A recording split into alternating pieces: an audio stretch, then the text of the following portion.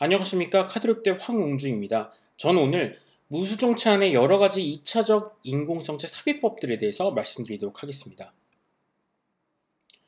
실제 2차적인 인공성체 삽입은 크게 늘어나고 있습니다. 먼저 백내장 수술의 시행 건수 자체가 증가하고 있고 수술을 받는 연령은 어려지고 있습니다. 이에 반해서 기대 여명은 크게 증가하고 있어서 팔로우 피어리드가 증가하고 있습니다. 이 밖에도 다초점 인공성체 시행 건수가 많아진다는 것도 2차적인 인공성체 수술이 많아지는 그런 원인이 되겠습니다. 저는 오늘 여러가지 방법 중에서도 야만의 더블 리들 테크닉과 카나브라바 4 플랜지 테크닉에 초점을 맞춰서 설명드리도록 하겠습니다.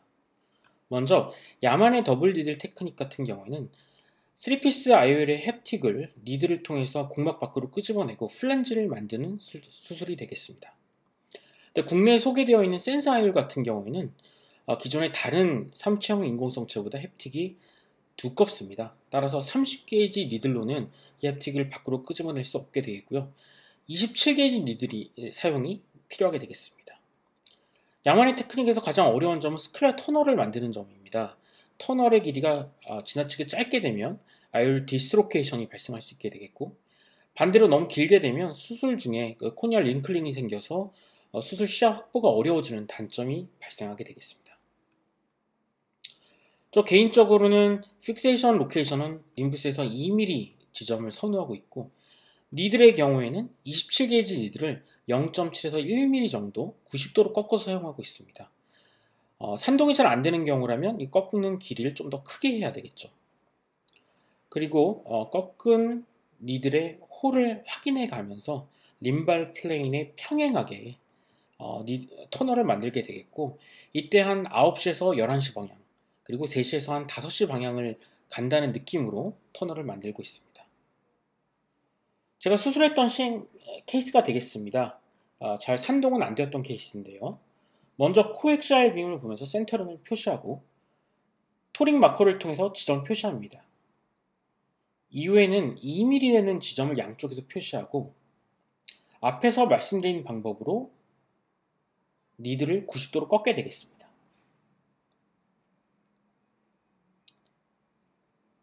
사이드 포트를 코니아 포셉으로 고정한 상태에서 터널을 만들게 됩니다. 역시 반대편도 마찬가지 방법으로 90도로 꺾게 되겠고요.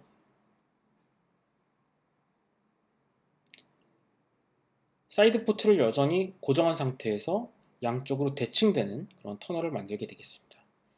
이후에는 인공성체를 삽입을 하고 니들을 아이리스 위로 위치시킨 다음에 햅틱을 니들 안쪽으로 집어넣게 됩니다. 리딩 햅틱을 집어넣고요. 이후에도 팔로잉 햅틱을 집어넣을 수 있습니다. 이렇게 홍채 모양의 이상이 있을 때도 야만의 테크닉은 쉽게 시행할 수 있다는 것이 최대 장점이라고 생각합니다. 이후에 플랜지를 만들고 역시 마지막으로 리딩 햅틱의 플랜지를 만들고 수술을 마무리하게 됩니다. 야만의 테크닉의 장점은 기존의 3체형 인공성체를 사용할 수 있다는 점입니다. 본 경우 같은 경우에는 줄쿠스에 삽입된 인공성체가 디스로케이션 됐던 케이스인데요. 마찬가지 방법으로 터널을 양쪽에서 대칭되게 만들고 리딩 햅틱과 팔로잉 햅틱을 집어넣고 밖으로 끄집어내어서 플랜지를 만들어서 간단하게 수술 마무리했던 케이스가 되겠습니다. 대부분의 3체형 인공성체는 야만의 술기를 사용할 수 있습니다. 다만 일부 수정체는 사용할 수 없으므로 수술 전 의무 기록을 충분히 확인해서 이 인공성체 재활용이 가능한지 확인해 봐야 될 것 같습니다. 다음 케이스는 과거 야만의 술기를 통해 인트라스칼라 픽세이션을 시행한 이후에 굴절 오차로 환자가 불편을 호소하여 재수술을 했던 케이스입니다. 플랜지를 끄집어내고요.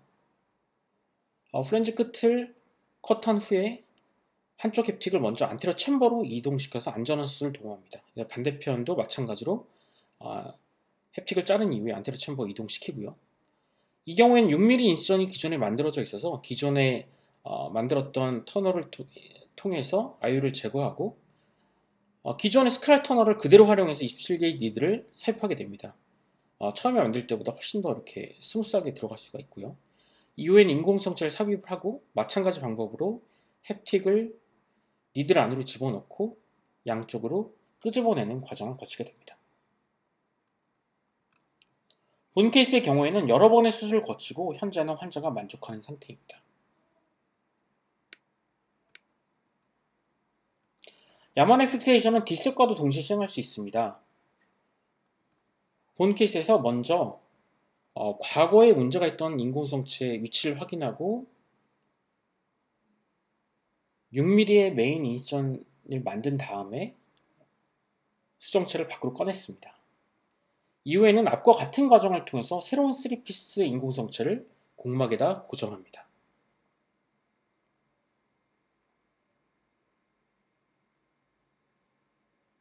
네, 마찬가지로 햅틱을 공막 밖으로 집어내어서 플랜지를 만들고 있고요.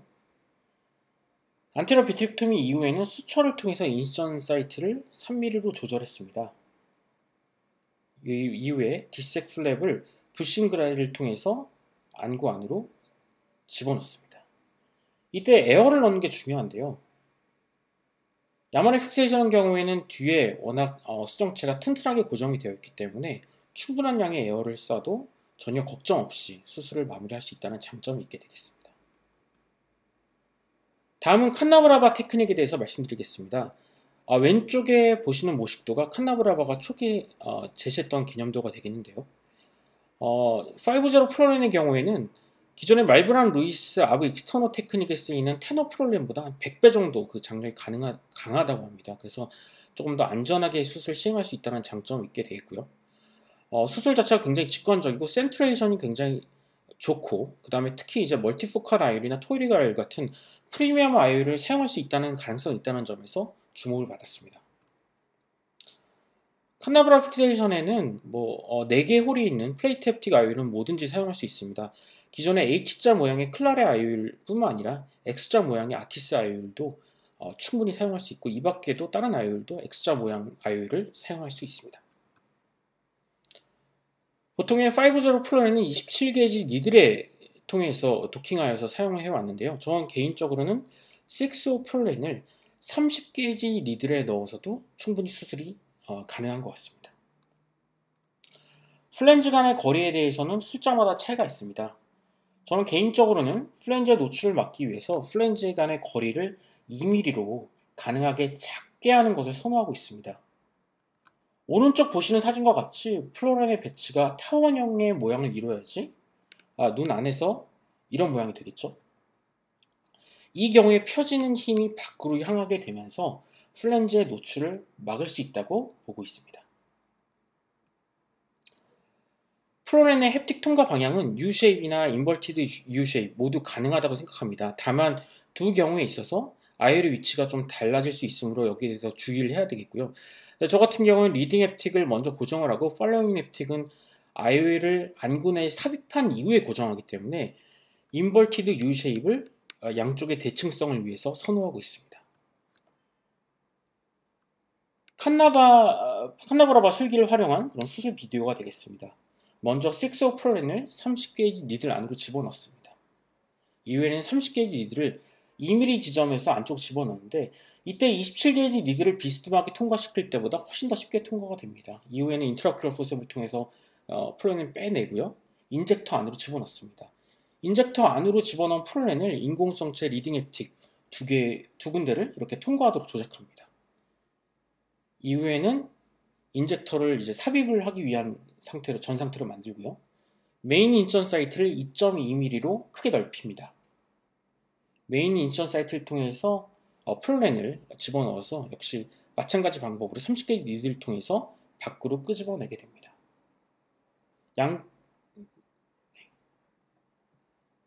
끄집어내고요.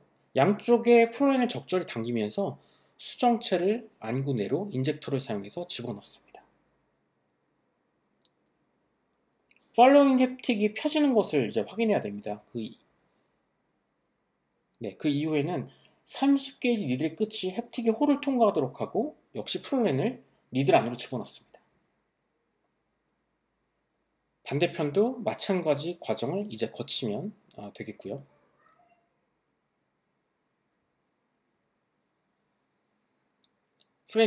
프로렌 당기면서 양쪽의 센터링을 확인하고 프렌즈를 만들고 이제 반대편에서 이렇게 당기는 과정을 조금씩 거치면서 인공성체의 센트레이션 상황을 확인합니다. 마지막으로 플랜지를 눈 안으로 집어넣고 수술 마무리하게 됩니다. 칸나브라바 픽세이션을 위한 서지컬 팁 중에 하나는 프롤렌 봉합사를 자를 때 블런트한 시저를 사용하게 되면 프롤렌의 팁도 이렇게 블런트하게 됩니다. 그래서 이런 경우에는 니들 안으로 나중에 잘 들어가지 않기 때문에 수술이 어려워질 수 있습니다. 그러니까 반드시 샵 시저를 사용하되 프롤렌 끝을 비스듬하게 잘라서 좀 더 샤프하게 만들어서 나중에 니들에 잘 들어갈 수 있도록 하게 하는 그런 팁이 필요합니다. 또 한 가지 서지컬 팁은 햅틱이 펴지면서 니들에 강력히 고정되는 야만의 술기와는 달리 이 칸나브라바 픽세이션에서는 프롤렌과 니들에 도킹되는 힘이 굉장히 작습니다. 따라서 인트라오큘러 포셉으로 프롤렌을 좀 적당히 좀 밀어주면서 이게 공막 밖으로 빼내야 합니다.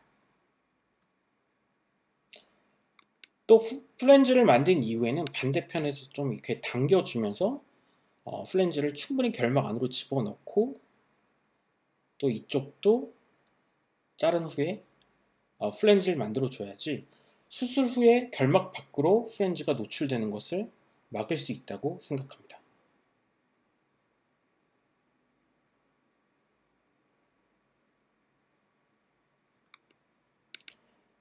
또한 3mm 인ser을 통해서 인공성체를 삽입하게 되는 경우에는 인젝터를 사용하지 않고 그냥 단순히 접어서 넣는 경우에 안구 내에서 인공성체 위치가 불안정하게 되는 경우가 많습니다. 이런 경우에 인트라오큘러 포셉으로 이쪽 햅틱을 잡고 반대편에서 프롤렌 당기면서 위치를 조정할 수 있으나 좀 더 안전한 술기를 위해서 인젝터를 항상 사용하는 것이 권장된다고 말씀드릴 수 있습니다. 본 케이스 같은 경우에는 과거에 멀티포컬 아이로 환자가 만족하는 상태에서 인공성체 탈구가 관찰되었던 케이스입니다. 원피스 아이로는 보시다시피 이렇게 쿼드런토토미를 통해서 절개를 한 후에 3mm 인시전을 통해서 쉽게 제거를 할 수 있습니다. 안테리어 비트렉토미를 시행한 이후에 마찬가지로 인젝터를 통해서 멀티포컬 아이를 삽입합니다. 그런데 이때 멀티포컬 아이는 좀 치명적인 디센터가 발생을 하였습니다. 그래서 이 경우에는 먼저 한쪽을 인트라오큘러 포셉으로 잡고 당긴 상태에서 반대편의 인트라오큘러 포셉을 통해서 햅틱의 상태를 확인해야 됩니다. 그래서 이 경우에 햅틱을 확실히 리딩 햅틱을 편 이후에 디센터가 개선되는 것을 확인했던 그런 케이스가 되겠습니다. 그래서 이렇게 예기치 못한 디센트레이션이 있는 경우에는 햅틱이 펴지지 않았는지 완전히 펴졌는지 그것을 꼭 확인해야 될 것으로 생각이 됩니다. 다음은 인트라스쿨라 픽세이션의 아이올 파워 칼큘레이션에 대한 연구 결과를 말씀드리도록 하겠습니다. 총 92안을 먼저 1차로 좀 분석을 해보았고요. 데모그래픽 데이터는 다음과 같았습니다. 수술 후 결과를 봤을 때는 헐러데이 1이나 호퍼큐 같은 기존의 공식들이 에보나 베러 유니버설 2 같은 새로운 포뮬라들이나 아니면 기존 포뮬라의 완코치 애저스먼트 버전보다 더 정확했다는 것을 알 수가 있습니다. 또한 술전 엑시얼 랭스에 따라서 이 공식들의 그 구조 오차가 크게 영향을 받진 않았는데요. 반면에 술전 코니알 다이아미터의 프리딕션 에러가 영향받는 모습을 보였습니다. 이거는 모든 공식이 마찬가지였고요. 기존에 존재하는 포뮬라들 모두 이렇게 그 양의 상관관계를 보였습니다. 그러니까 코니알 다이아미터가 좀 더 넓어질수록 픽세이션 포인트가 과도하게 좀 깊어지는 작용이 있고 그것 때문에 하이퍼로픽 리프렉션이 발생할 수 있는 것 같습니다. 따라서 이제 수술 전에 코니알 다이아미터를 반드시 확인을 하고 코니알 다이아미터에 따라서 아이올 파워를 적절히 보정해 줘야 될 것으로 생각이 됩니다. 다시 서머리에 대해서 말씀드리면 야만의 픽세이션 같은 경우에는 굉장히 간단하고 빠르다는 장점이 있지만 터널을 아직 완벽하게 컨트롤하기가 힘들고 특히 이제 프리미엄 아이오를 사용할 수 없다는 단점이 있게 됩니다. 칸나브라바 픽세이션 테크닉 같은 경우에는 이러한 단점은 모두 극복이 되었는데 아직까지는 그 술기가 좀 번거롭고 시간이 많이 걸린다는 단점이 있게 되겠습니다.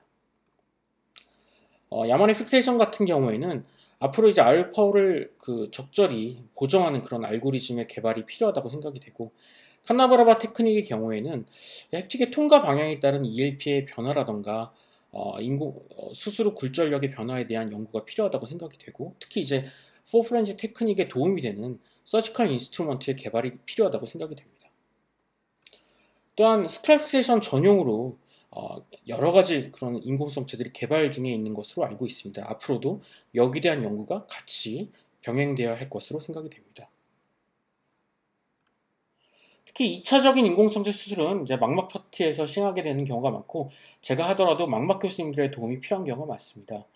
수술에 대해서 언제나 도와주시고 문제가 생겼을 때도 항상 잘 해결해 주시는 이제 노영정 교수님과 김민희 선생님께 이 자리를 빌어서 감사의 말씀을 드립니다. 감사합니다. 이상으로 발표를 마치도록 하겠습니다.